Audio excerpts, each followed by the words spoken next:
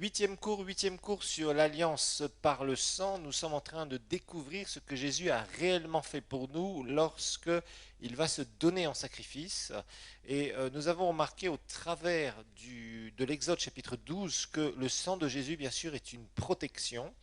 Et nous avons découvert, parce que nous avons vu que Dieu avait ordonné à ceux qui faisaient, les Israélites, donc qui avaient sacrifié l'agneau pascal, de pouvoir mettre du sang sur les linteaux des portes donc de leur maison pour être protégés. Donc on a vu que le sang de Jésus est une protection pour nos vies, bien évidemment, et nous sommes rentrés dans ce sacrifice de la purification du lépreux. On ne va pas le relire puisque nous l'avons vu au cours précédemment.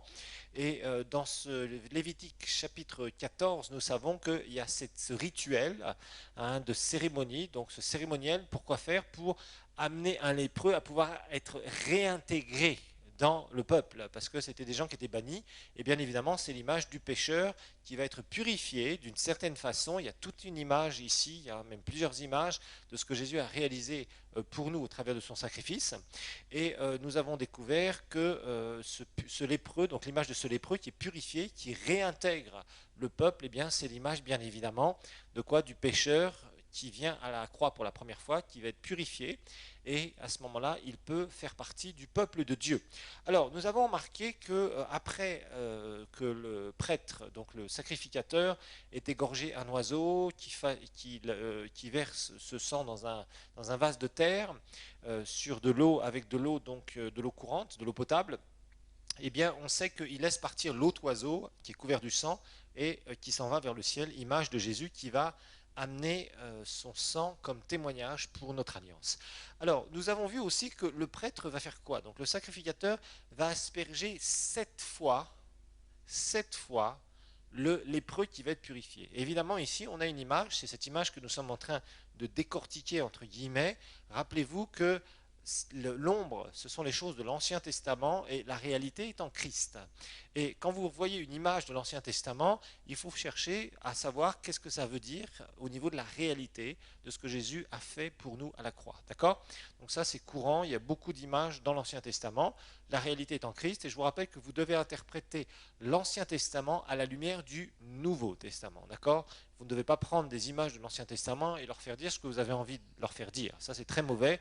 Malheureusement, parfois, on entend des prédications qui sont complètement à côté de ce que Jésus a réalisé pour nous et qui nous ramènent sous l'Ancienne Alliance, qui nous ramènent à des trucs religieux, qui dégradent finalement le sacrifice de Christ, et c'est absolument phénoménal d'entendre de telles choses. Alors, on a remarqué que Jésus va verser son sang 7 fois pendant son sacrifice. Je vous rappelle que je n'ai pas dit que Jésus va verser son sang 7 fois à la croix, lorsqu'il est cloué à la croix, mais pendant son sacrifice. Premièrement, à Gethsémane. Donc, nous avons regardé, à Gethsémane, on voit que Jésus est pris par des angoisses terribles et que sa sueur se transforme en grumeaux de sang. Et là, nous avons vu que Jésus va légalement nous racheter des angoisses et de la dépression. D'accord? Donc, nos pensées ont été guéries, notre âme, volonté, sensibilité, intelligence a été guérie à ce moment-là. Nous avons le droit d'être libres dans notre âme. Ça, c'est très important. Il y a beaucoup de chrétiens qui sont liés dans leur âme et qui ne comprennent pas qu'ils ont toute liberté en Christ, parce qu'ils ont un passé qui est très lourd souvent, et ils acceptent tout un tas de choses malheureusement, où ils croient des choses qui ne sont pas du tout scripturaires, et ça amène tout un tas d'oppressions spirituelles dans leur vie avec le Seigneur, et ça crée énormément de confusion. Ils pensent que Dieu leur a parlé, ils pensent que ceci, ils pensent que cela, un jour ça va bien, le lendemain ça ne va pas, etc. etc. Les hauts et les bas, c'est ok pendant tant qu'on est bébé spirituel. Mais il y a un moment où on doit grandir spirituellement, et les bas doivent être très rares, exceptionnel. D'accord? Il y a un moment où tu dois te stabiliser, il y a un moment où tu es complètement restauré parce que tu comprends qui tu es. Notre restauration, c'est ni plus ni moins de comprendre qui on est en Jésus.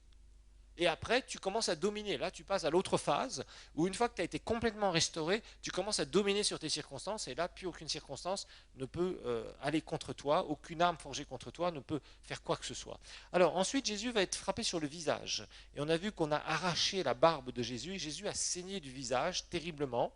Et en fait, la Bible nous parle de refléter la gloire de Dieu. Ça nous donne cet accès, que notre visage a été relevé au travers du sacrifice de Christ. Rappelez-vous, quand nous étions des pécheurs, notre visage était par terre selon Dieu, c'est-à-dire on était dans l'humiliation due à notre péché. On ne pouvait pas avoir accès à la présence de Dieu. On n'avait pas le droit de relever notre tête.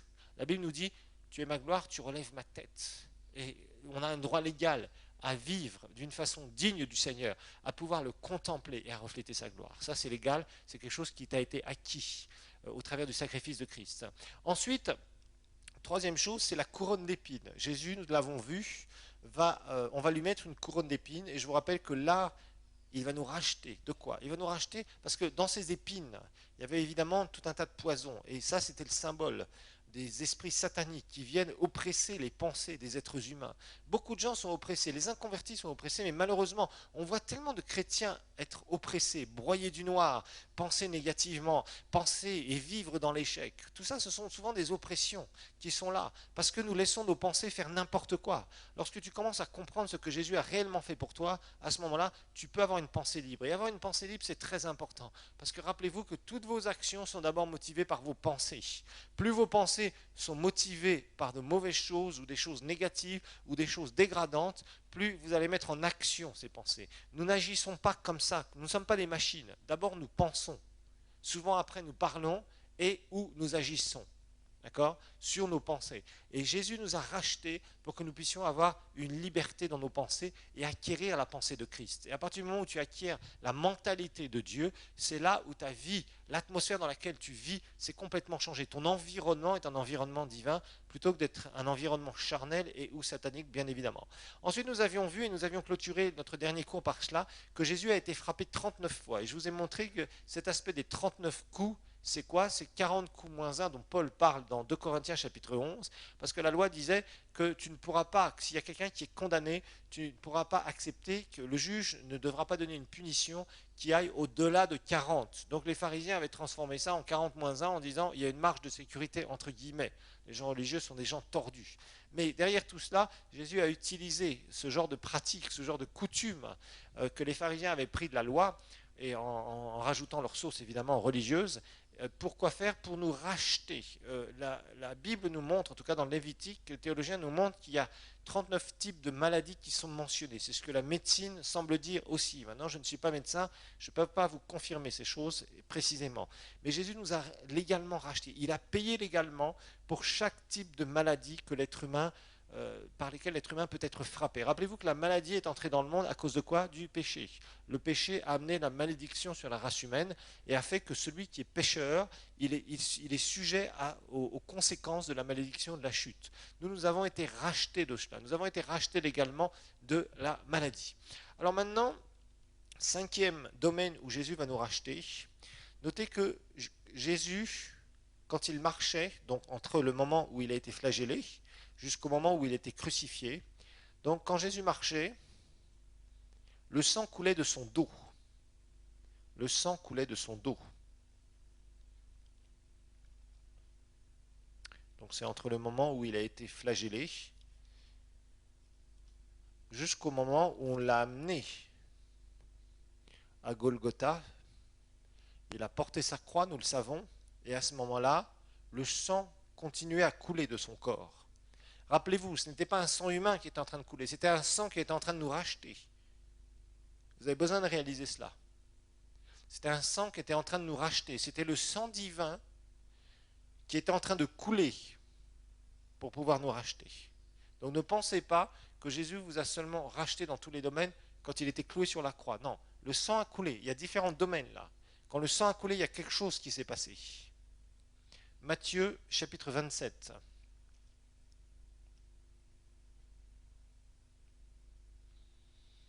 Verset 26.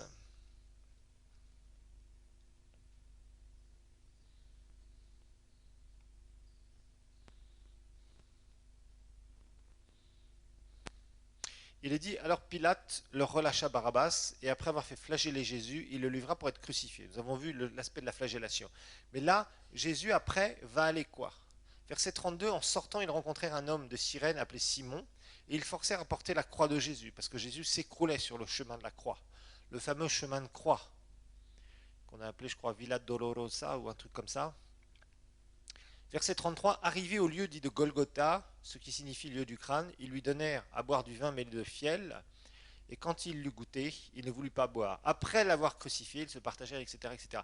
Donc il y a eu une distance entre le moment où Jésus a été flagellé et où il a parcouru certaines rues de Jérusalem, en portant sa croix. Et à ce moment-là, le sang a coulé encore. Il coulait de son dos en particulier. Et ici, bien évidemment, il y a toute une image de notre rachat, une image et réalité, bien évidemment.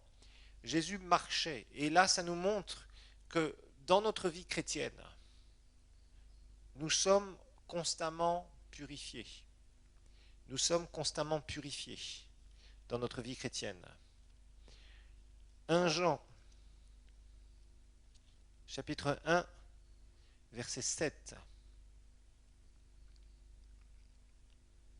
1 Jean 1, 7. Nous sommes constamment purifiés dans notre marche avec le Seigneur. Et nous en avons besoin. Rappelez-vous que ça serait un drame si nous pouvions être entièrement pardonnés de nos péchés, naître de nouveau, et après que nous n'ayons plus aucun moyen, si jamais on péchait à nouveau après notre nouvelle naissance, de pouvoir être à nouveau purifiés. Si on ne pouvait plus être purifié, ce serait une catastrophe. Parce qu'à ce moment-là, rappelez-vous, notre communion serait encore coupée. On irait au ciel, mais la communion serait coupée, donc on ferait n'importe quoi au bout d'un moment. Chaque fois, il y aurait un péché qui serait mis à notre compte. Là, la Bible nous dit dans 1 Jean 1, verset 7, si nous marchons dans la lumière, et rappelez-vous que marcher dans la lumière, c'est être capable, quand on lit le contexte de ces versets ici, c'est être capable de dire, si je n'ai pas péché, je ne cherche pas de péché. Si par contre j'ai péché, je dois être capable de dire, j'ai péché, Seigneur, pardonne-moi, c'est ma faute. D'accord? C'est ça, marcher dans la lumière. Marcher dans les ténèbres, c'est jamais vouloir reconnaître quand on fait quelque chose de mal. C'est se mentir à soi-même, c'est se séduire soi-même, d'accord? Il en parlera juste un peu plus loin, on peut lire tout cela. À partir du verset 5, il dira, un peu plus haut et un peu plus bas, voici le message que nous avons entendu de lui et que nous vous annonçons. Dieu est lumière, il n'y a pas en lui de ténèbres. Si nous disons que nous sommes en communion avec lui et que nous marchions, là on parle de marche avec Dieu, marcher dans la relation avec lui, dans les ténèbres, nous mentons et nous ne pratiquons pas la vérité. Mais si nous marchons dans la lumière, comme il est lui-même dans la lumière, nous sommes en communion les uns avec les autres, et le sang de Jésus, regardez bien ici, pendant notre marche, sous-entendu, le sang de Jésus, son Fils, nous purifie de tout péché. Donc, pendant notre marche, si nous disons que nous n'avons pas de péché, sous-entendu alors que nous avons péché, nous nous séduisons nous-mêmes et la vérité n'est point en nous. Et là, après, il dit, si nous confessons nos péchés, il est fidèle et juste pour nous pardonner nos péchés et nous purifier de toute injustice, pour nous restaurer dans notre justice, je vous le rappelle. Si nous disons que nous n'avons pas de péché, sous-entendu, alors que nous avons péché, nous le faisons menteur et sa parole n'est pas en nous. Donc ici, la Bible nous parle de notre marche avec Dieu. Rappelez-vous de cette histoire dans Jean chapitre 13.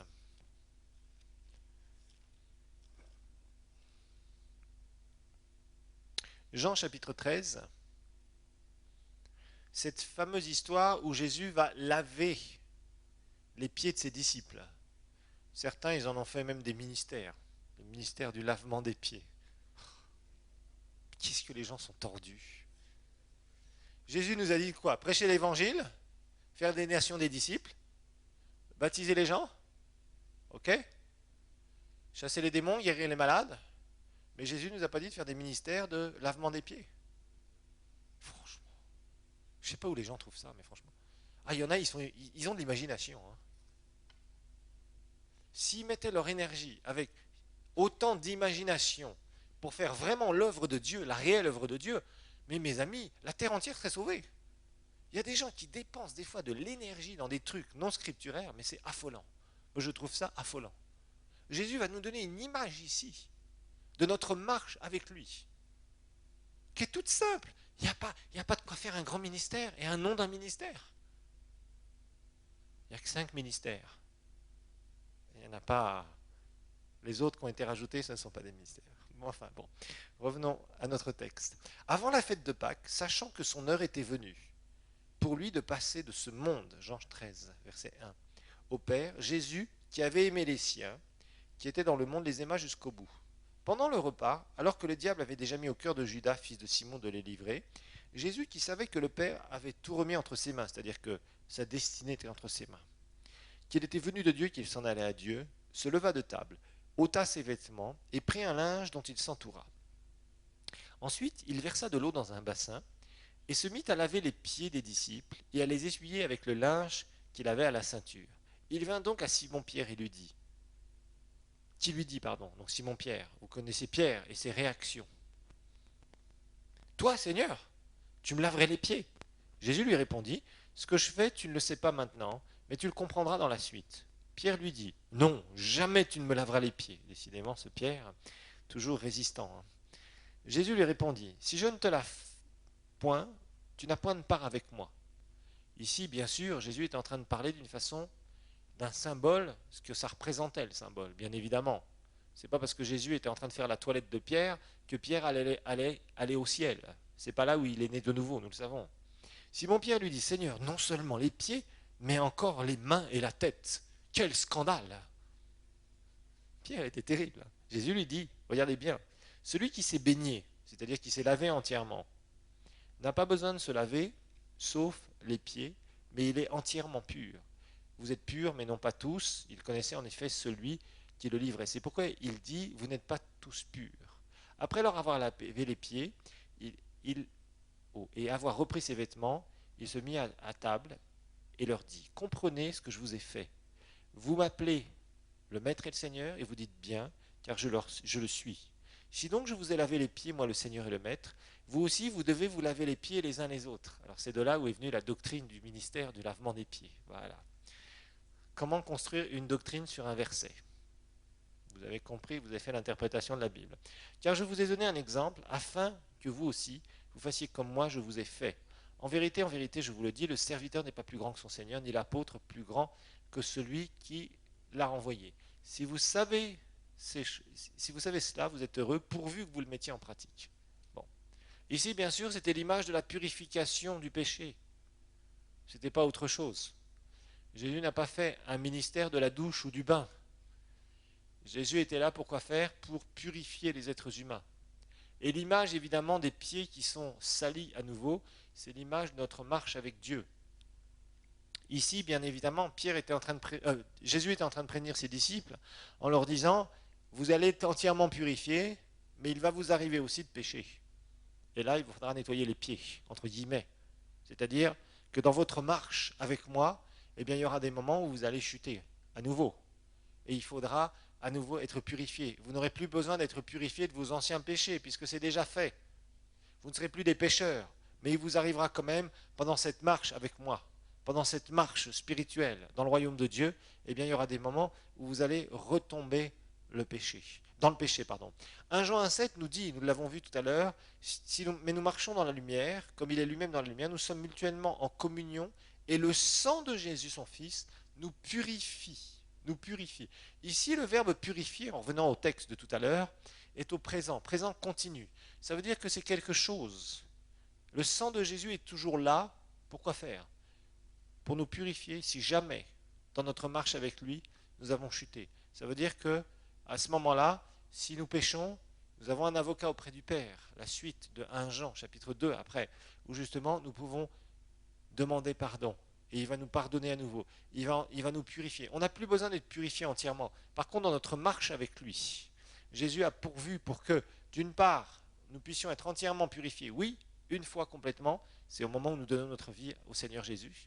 Et puis, il y a des moments où dans notre vie chrétienne, nous allons malheureusement chuter. Et nous avons besoin d'être purifiés à ce moment-là, dans notre marche avec Dieu. Ensuite, 6e moment où Jésus va verser son sang, c'est bien sûr quand il va être crucifié. Quand Jésus va être crucifié. Psaume 22, 17. Psaume 22, verset 17. Imaginez-vous, psaume de David. David va écrire ça 1000 ans avant. 1000 ans avant. L'esprit prophétique l'amène, inspire David d'une telle façon que David va parler, dire des choses 1000 ans avant qui se réaliseront réellement en Christ. Waouh! On pourrait étudier d'ailleurs, c'est très intéressant dans la prophétie de l'Ancien Testament, souvent les doubles aspects des prophéties de l'Ancien Testament, très souvent. Cet aspect où Dieu parle au moment présent, et très souvent, il parle pour quelque chose de futur, et parfois il parle pour quelque chose de passé aussi. C'est très très intéressant d'étudier cet aspect de l'esprit prophétique dans l'Ancien Testament. Alors, au verset 17, bon, on peut lire un peu plus haut parce que d'un seul coup, on va voir un petit peu. David était dans un moment difficile. Il va composer un psaume, et d'ailleurs, il se plaindra beaucoup, David. Vous savez que David, il a écrit beaucoup de psaumes de plainte, malheureusement. Il ne savait pas que dans le ciel, le bureau de plainte n'existe pas. David s'est beaucoup plaint. Il a eu tort, d'ailleurs. On parlera avec lui quand on sera au ciel. On fera des discussions à trois. Mon Dieu, pourquoi m'as-tu abandonné? Parole prophétique, nous la connaissons. Mes paroles plaintives sont loin de me procurer le salut. Mon Dieu, je crie le jour et tu ne réponds pas.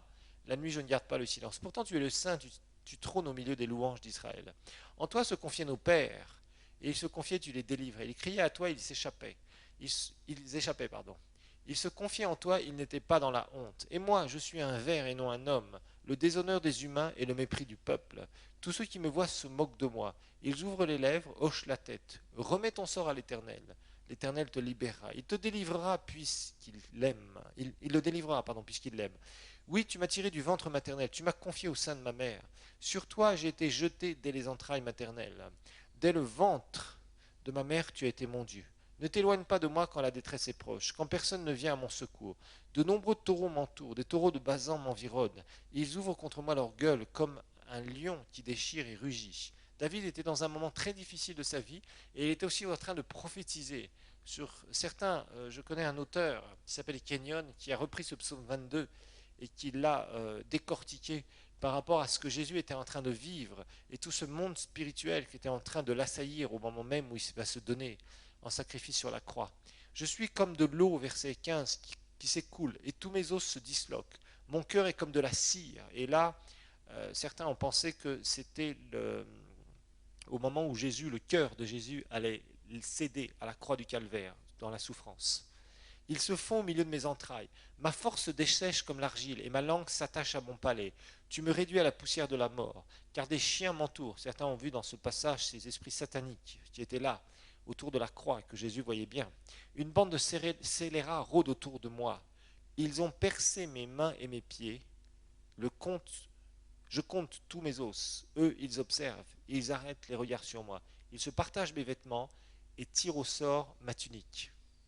Il y a tout un aspect ici dans ce psaume messianique, prophétique, du monde visible et du monde invisible. Parfois c'est même difficile de savoir dans certains versets quand Dieu va commencer à parler du monde invisible qui entoure la croix, lorsque Jésus va se donner à la croix, et du monde visible aussi qui est là. Alors ici cet aspect, quand on va enfoncer les clous dans les mains de Jésus et quand on va enfoncer les clous dans ses pieds, bien évidemment ici Jésus est en train de nous racheter.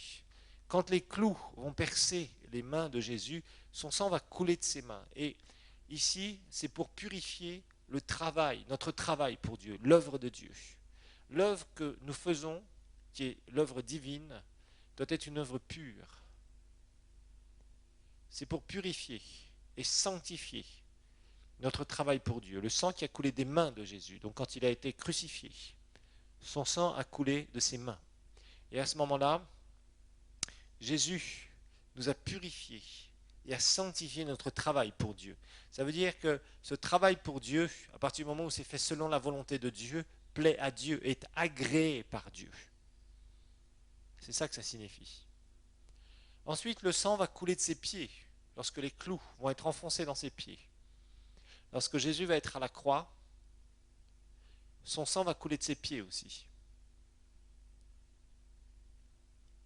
Et ça, c'est pour purifier et sanctifier notre marche avec Dieu. Pour purifier et sanctifier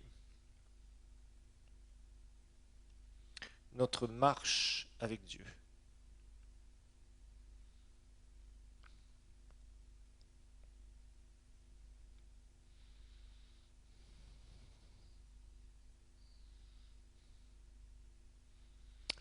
Septième domaine où le sang va couler, c'est le sang qui va couler du côté de Jésus. Vous savez, quand il est mort, on va jeter une lance. On va lire ce passage. Donc le sang a coulé du côté de Jésus pour la naissance de l'Église.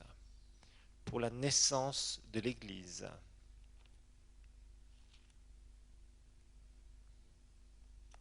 Le sang va couler du côté de Jésus pour la naissance de l'Église.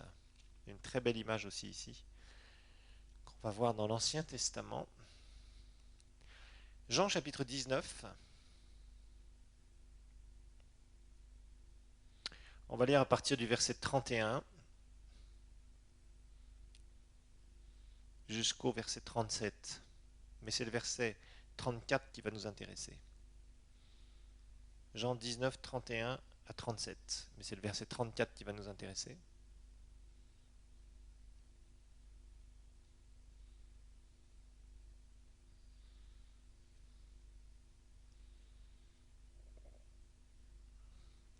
Jean 19, 31, il est dit, c'était le jour de la préparation. Donc la préparation de la fête, bien évidemment.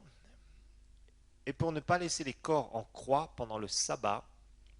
Or ce sabbat était le grand jour. Les Juifs demandèrent à Pilate de les faire enlever après leur avoir brisé les jambes. Donc on ne laissait pas les corps. C'était le sabbat, littéralement c'était les sabbats d'ailleurs. C'était un sabbat de jubilé.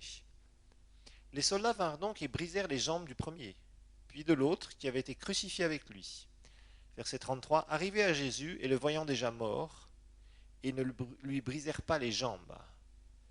Quel boulot quand même, vous imaginez, aller casser les jambes à des gens qui sont crucifiés depuis des heures, ils sont morts. C'est terrible. Mais un des soldats lui perça le côté avec une lance, et aussitôt il sortit de l'eau et du sang. Celui qui l'a vu en a rendu témoignage, et son témoignage est vrai. Bien sûr, c'est Jean qui parle ici. Et lui, il sait qu'il dit vrai, afin que vous croyiez vous aussi. Cela est arrivé pour que l'écriture soit accomplie. Aucun de ses os ne sera brisé.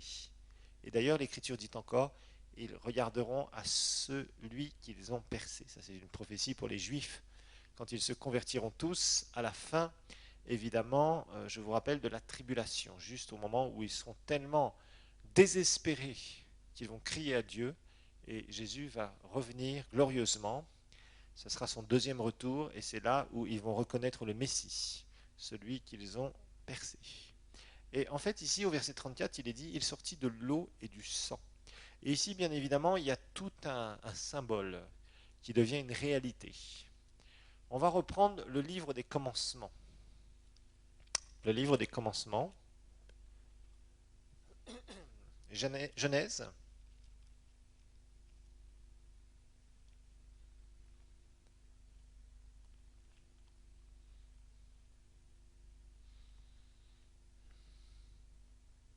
Genèse.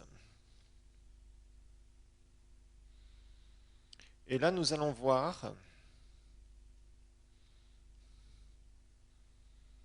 comment Dieu va créer Ève.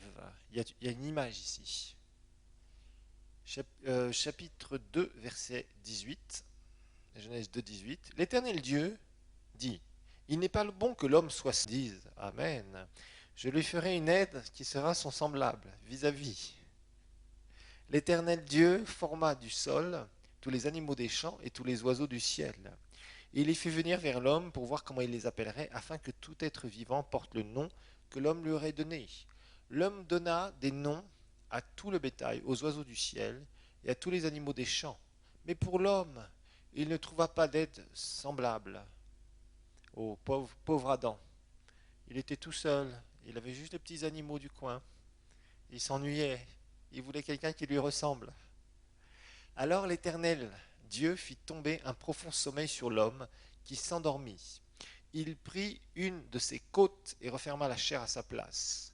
L'Éternel Dieu forma une femme de la côte qu'il avait pris à l'homme et il l'amena vers l'homme. Et l'homme dit, cette fois, c'est l'os de mes os et la chair de ma chair, c'est-à-dire qu'elle me ressemble. C'est plus comme les animaux. Elle me ressemble. C'est elle qu'on appellera femme, car elle a été prise ou elle a été tirée de l'homme. Alors, qu'est-ce que Dieu fait ici? Dieu prend du côté d'Adam. Et évidemment, il y a une image ici, c'est l'image de l'Église. L'Église va naître à partir de Christ. comme la femme va être créée à partir du côté d'Adam. Voilà, c'est l'image ici, et souvent c'est une image qu'on retrouve en théologie, hein, qu'en fait Ève était une image de l'Église. Voilà, tout simplement. Elle est prise de la côte d'Adam, et c'est un type de la naissance de l'Église. L'Église a été tirée de quoi? De Christ. La femme, Ève, a été tirée de qui? D'Adam. Adam est le symbole de Christ, et l'Église est le symbole de la femme. La femme, pardon, est le symbole de l'Église, excusez-moi. La femme est le symbole de l'Église. Lorsqu'Adam va se réveiller, hein, puisque Adam, Dieu le fait dormir Adam, quand Adam se réveille, c'est bien sûr le symbole de la résurrection de Jésus. Voilà, tout simplement. Jésus est en train de faire naître l'Église au travers de son sacrifice alors qu'il était mort. Adam a été endormi, c'est un symbole. Dieu tire du côté d'Adam de quoi faire, de quoi créer Ève. C'est la même chose que l'on voit ici. Donc tout ça, ce sont des images qui sont devenues une réalité en Christ. Alors maintenant, on va revenir à Lévitique 14 à propos de notre sacrifice, parce que c'est là-dessus qu'on étudie un petit peu toutes ces images et la réalité de ce que Jésus a fait pour nous. Donc on a vu dans les différents domaines où Jésus va verser son sang, eh bien, nous avons un rachat, quelque chose qui est fait de très particulier. Donc on va découvrir la suite de ce sacrifice. Hein. On a vu comment ce sacrifice devait être fait. On a vu que les oiseaux, vraiment symbole par rapport à la mort et la résurrection de Jésus. Ensuite, on sait que le sacrificateur asperge 7 fois du sang. Ici, c'est l'image, évidemment, des différents domaines où Jésus va nous racheter. On a compris cela. Maintenant, on va continuer et au travers de ce sacrifice, on va voir un petit peu ce qui va se passer après. Donc, on va relire le verset 7 et on va voir jusqu'à temps que cet homme va être déclaré pur.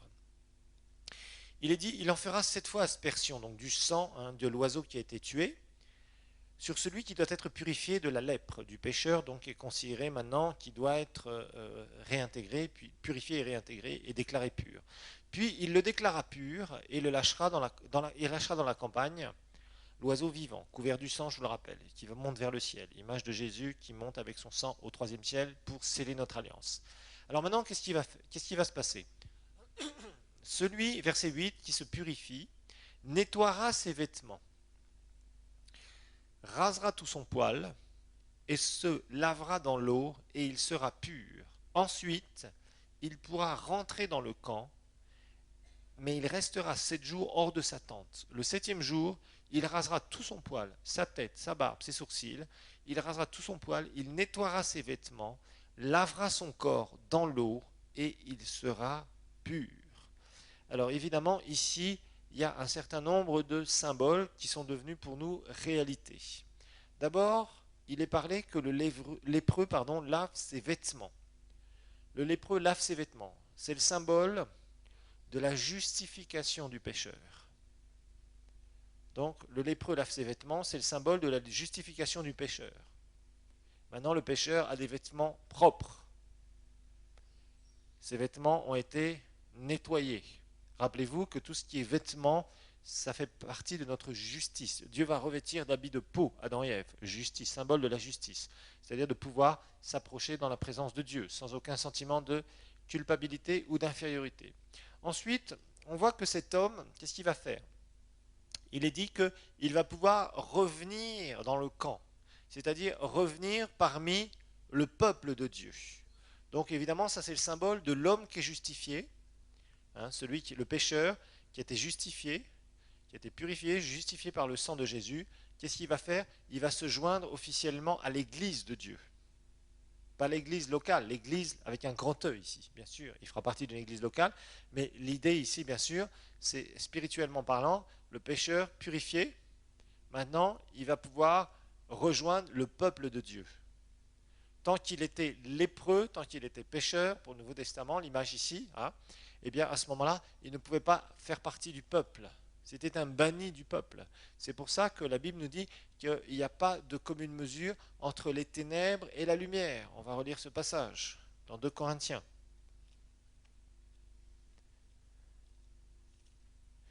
2 Corinthiens, chapitre 6. Ça, c'est quelque chose c'est vraiment une réalité. Il n'y a aucune commune mesure entre un enfant de Dieu et un pécheur, spirituellement parlant. C'est pour ça que la Bible nous dit de faire attention au niveau des relations entre un enfant de Dieu ou une enfant de Dieu et un pécheur ou une pécheresse. Parce que nous sommes de royaumes différents. Et la Bible est claire ici. La Bible nous dit, verset 14, 2 Corinthiens chapitre 6, ne formez pas avec les incroyants un attelage disparate, car quelle association y a-t-il entre la justice et l'iniquité? Quelle communion y a-t-il entre la lumière et les ténèbres? Quel accord y a-t-il entre Christ et Bélial, c'est-à-dire Satan? Quelle part a le croyant avec le non-croyant? Quel contrat d'alliance y a-t-il entre le temple de Dieu et les idoles? Car nous sommes le temple du Dieu vivant, comme Dieu l'a dit, j'habiterai, je marcherai au milieu d'eux, je serai leur Dieu et seront mon peuple. C'est pourquoi sortez du milieu d'eux et séparez-vous, dit le Seigneur. Ne touchez pas à ce qui est impur et moi je vous accueillerai. Je serai pour vous un père et vous serez pour moi des fils et des filles, dit le Seigneur tout-puissant. Ici c'est clair, on voit bien qu'il y a une comparaison entre qui et qui. Les enfants de Dieu, croyants, et les enfants du diable, les incroyants. C'est très clair. Et la Bible appelle l'un justice, l'autre iniquité. Appelle l'un lumière, l'autre ténèbres. Il y en a un, il l'appelle Christ entre guillemets, appartenant à Christ, et l'autre Bélial. L'autre, l'un temple de Dieu, l'autre idole. Donc, il y a deux mondes. Et il faut que ça devienne une grande réalité. Parce que, enfin, c'est une réalité, mais il faut que ce soit quelque chose qui soit bien ancré en nous, cette réalité. Il n'y a aucune commune mesure entre le royaume de Dieu et le royaume des ténèbres. Okay? Et ici, c'est vraiment très clair. Dans cette purification du lépreux, ça veut dire tu n'es pas pur, tu ne peux pas entrer dans le peuple de Dieu. Tu peux faire semblant. Et ceux qui étaient, je vous dis, ceux qui s'approchaient, qui osaient s'approcher, et c'était très très fort, alors qu'ils étaient lépreux, qu'on découvrait qu'ils étaient lépreux, s'ils s'approchaient et qu'ils s'introduisaient dans le peuple, ces gens-là étaient mis à mort. Parce qu'il n'y avait pas de commune mesure entre ce peuple d'Israël, qui était considéré comme pur, et quelqu'un qui était considéré, qui faisait partie du peuple d'Israël, mais qui était impur, qui était quelqu'un, il ne pouvait pas entrer dans le camp, il ne pouvait pas vivre parmi les autres. Il était contagieux. Et c'est vrai que beaucoup de gens, beaucoup de chrétiens nés de nouveau se font contaminer par des gens qui ne sont pas du royaume de Dieu, parce qu'ils commencent à se mettre dans des alliances avec eux. C'est pour ça que la Bible nous parle de mariage, particulièrement, de ne jamais se marier avec quelqu'un qui n'est pas né de nouveau. Et la Bible ne blague pas là-dessus. La Bible dit clairement que c'est un péché. Après, tu te retrouves avec tout un tas de problèmes. Et ce n'est pas étonnant. Parce que ténèbres et lumière n'ont rien de commun. Ce n'est pas le même royaume. Donc la Bible est extrêmement claire. J'entends un grand silence ici. Et pourtant, c'est quelque chose qui est vraiment une réalité. Il faut faire attention. Alors, ensuite, en revenant à notre sacrifice, l'homme va faire quoi? L'homme qui va être déclaré pur, il doit se raser complètement. Il doit se raser complètement. Hein. Vous voyez, ça fait une image qui est un peu... Bon, c'est vrai que le fait d'avoir eu des traces de lèpre, il enlève toute trace de lèpre. La lèpre, rappelez-vous que c'est une... on a découvert, je crois que c'est un virus qui est là et qui s'attaque donc à la peau, puis aux membres, etc., etc., etc. On soigne très bien la lèpre. Enfin, on est capable de l'arrêter aujourd'hui. Bien sûr, on ne peut pas faire repousser les membres dans le naturel. Les médecins n'arrivent pas à faire ça. Par contre, ils sont capables aujourd'hui d'arrêter la lèpre, de traiter des gens qui sont lépreux pour qu'ils ne soient plus d'abord contagieux et puis d'autre part que cette infection s'arrête dans leur peau. D'accord? Alors, l'idée ici, on dit, Dieu avait ordonné que ce lépreux qui devait être déclaré pur soit entièrement rasé. Qu'en fait, on enlève toute trace de lèpre. Évidemment, ça c'est un symbole pour nous chrétiens, c'est qu'une fois qu'on est déclaré pur, eh bien, il va falloir aussi nettoyer notre vie. C'est le nettoyage de notre vie, c'est-à-dire mettre en règle. Mettre en règle. Celui qui est né de nouveau, il ne faut pas lui dire simplement, bah, écoute, Jésus t'aime, bah, tu peux vivre comme tu le ressens. Je me souviens un jour comme ça d'un chrétien qui avait été extrêmement rétrograde. Parce que celui qui l'avait amené au Seigneur, il lui avait dit la chose la plus stupide qu'il ne faut jamais dire à quelqu'un qui reçoit le Seigneur. Il avait dit, bah, écoute, maintenant tu as reçu Jésus, mais tu sais, vis comme tu le ressens. Vis comme tu le ressens. Waouh!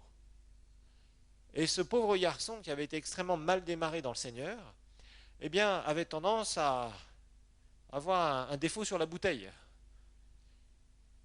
Alors il ressentait des fois qu'il fallait boire. Et il recommençait à se saouler, se saouler, se saouler. Et sa vie chrétienne a été une catastrophe. Il me parlait un jour, il me disait, les 6 premiers mois de ma vie chrétienne, mais c'était un désastre total. Parce que moi, on m'avait dit, vis comme tu le ressens. En fait, fais ce que tu as envie de faire. Non.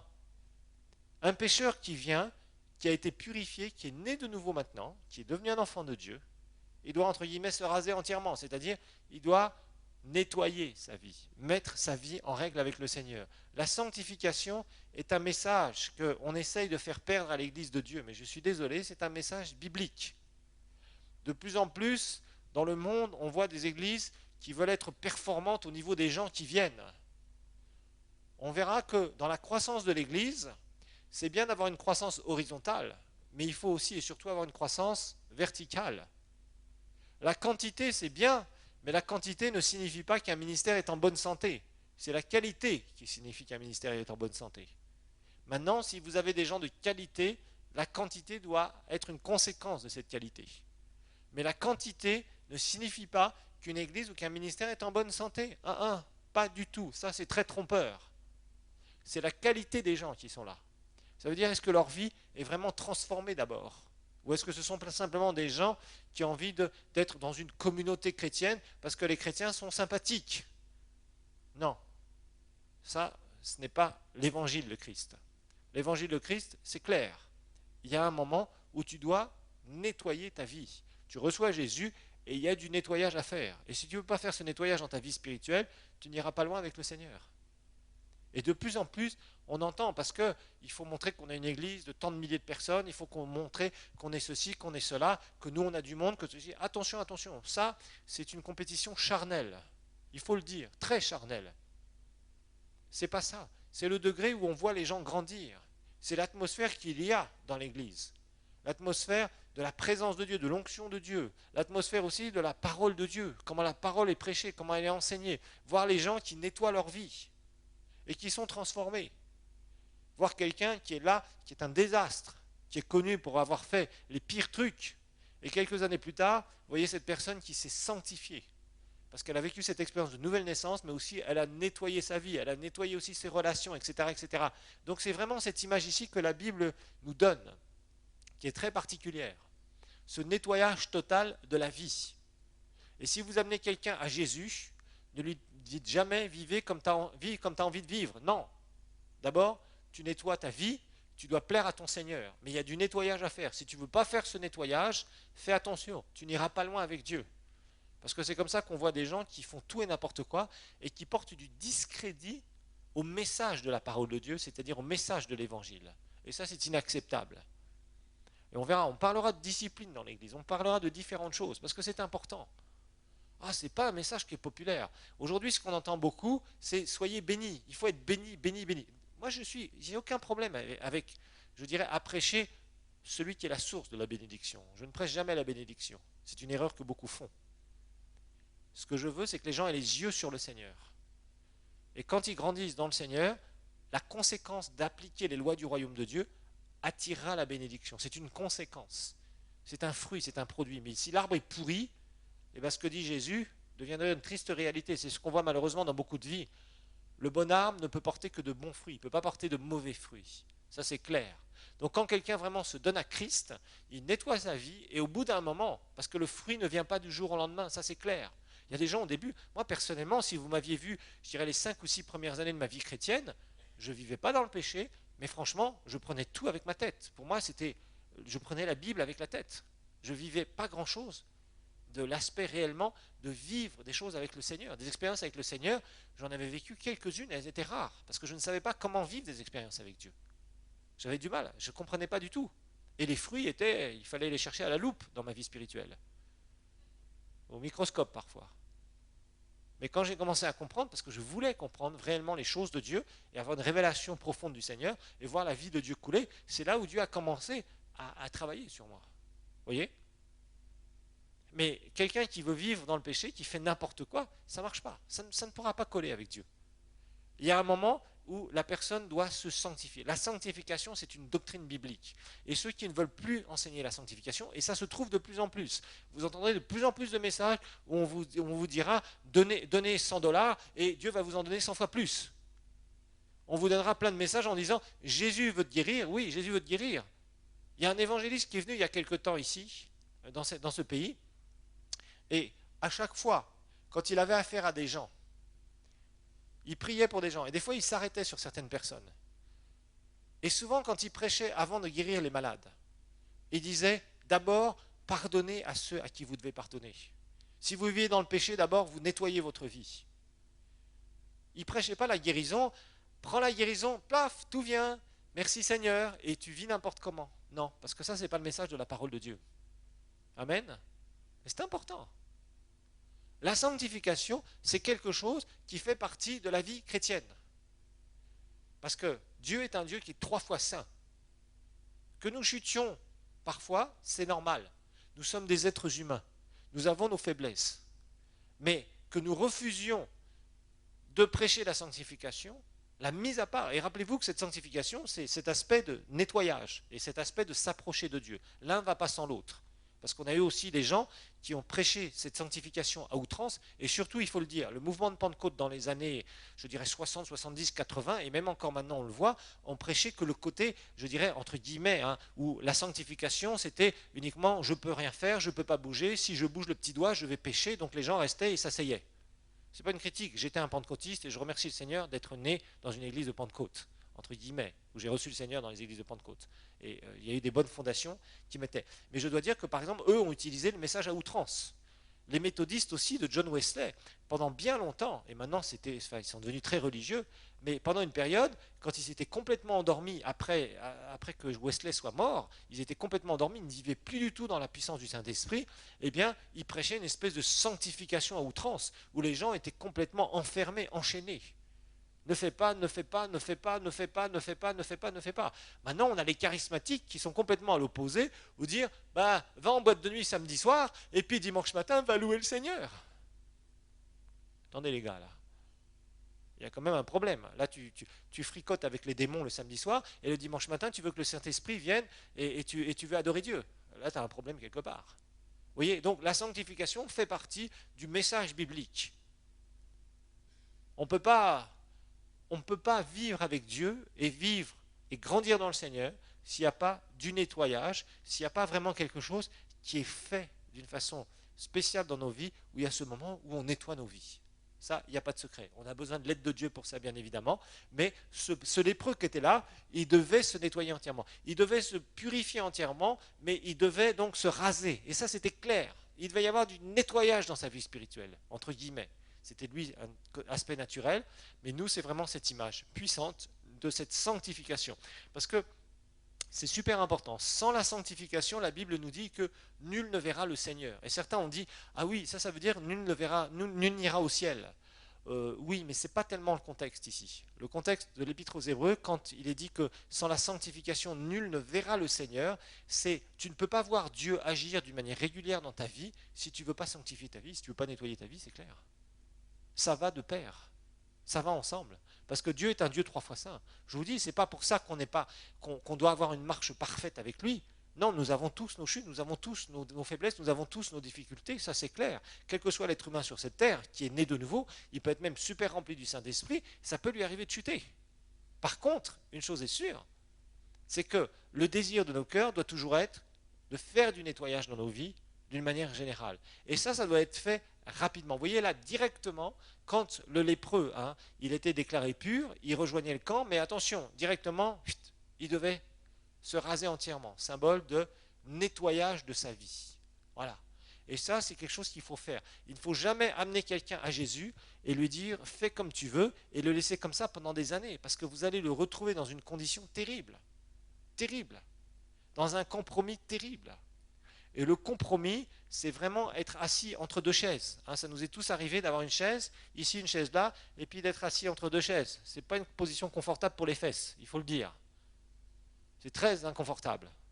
Et bien voilà ce que vit quelqu'un qui a reçu Jésus dans sa vie et se retrouve dans des situations de compromis régulièrement, c'est-à-dire qu'il vit une vie de compromis parce qu'il n'a pas fait du nettoyage dans sa vie. Donc ça, c'est quelque chose qui est indispensable pour notre vie spirituelle. Et celui qui ne veut pas le faire, c'est quelqu'un qui n'ira pas loin avec le Seigneur, franchement. Et franchement, c'est désolant de voir ça, mais il faut être clair là-dessus et il ne faut jamais oublier ce message. Il n'y a pas une église dite moderne où on fait un peu ce qu'on veut, on est juste là en train de chanter, en train de sauter, en train de frapper des mains, en train d'être dans des jolies musiques. Tout ça c'est très bien, mais s'il n'y a pas le cœur et la sanctification, ça vaut rien du tout. C'est nul. Ça veut dire que les gens, finalement, profitent. C'est, comme on dit, cheap grace en anglais. C'est-à-dire que Jésus, ah, t'es mort pour mes péchés. Ah ben, merci, mon salut. Ah ben, merci, ça c'est gentil, ça. Merci Jésus, t'es sympathique. Et le reste, tu ne t'engages pas avec Dieu. Avec Dieu, ça ne marche pas ce genre de truc. Mais il y a des gens qui entendent le salut comme cela. Je suis désolé. Il y a un temps de recevoir le salut, il y a un temps d'être purifié de ses péchés, mais il y a un temps de nettoyage. Et ce temps de nettoyage doit être quelque chose que nous devons faire et qui doit être parfois qui fait mal. Parce qu'on ne fait plus ça, on ne fait plus ça, et il y a un temps de souffrance. Ce temps de souffrance, c'est le temps où on nettoie nos vies. Vous savez, par exemple, si on a été des voleurs pendant des années, on a vécu du vol. Donc ça veut dire que notre vie financière a été entourée avec quoi? Avec une productivité qui était issue du péché. Le jour où tu donnes ta vie à Jésus, tu ne peux plus vivre comme ça. Il faut que tu nettoies.